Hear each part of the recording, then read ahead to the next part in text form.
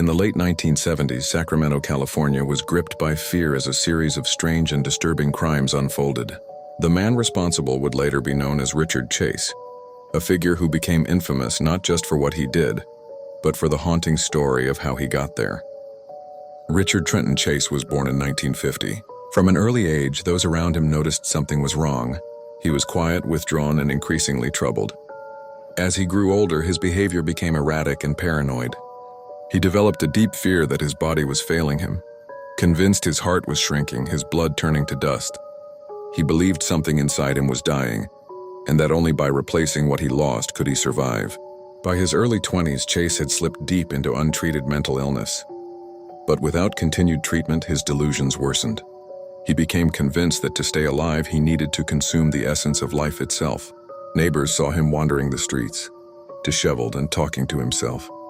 Animals began to go missing.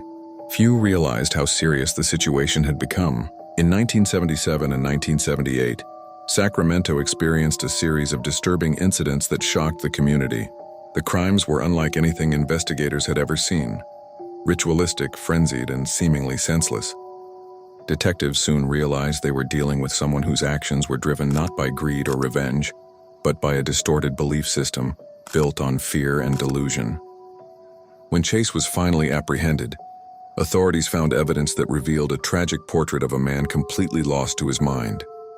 He confessed to feeling controlled by outside forces, voices he couldn't escape, thoughts he didn't understand.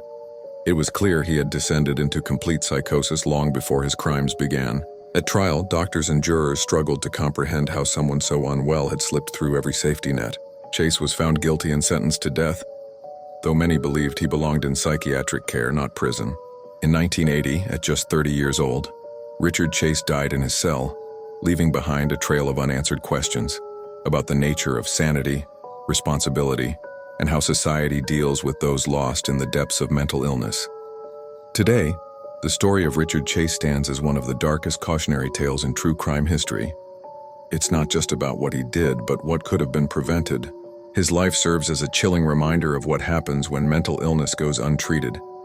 A story not only of horror, but of tragedy, failure, and the fragile line between fear and madness.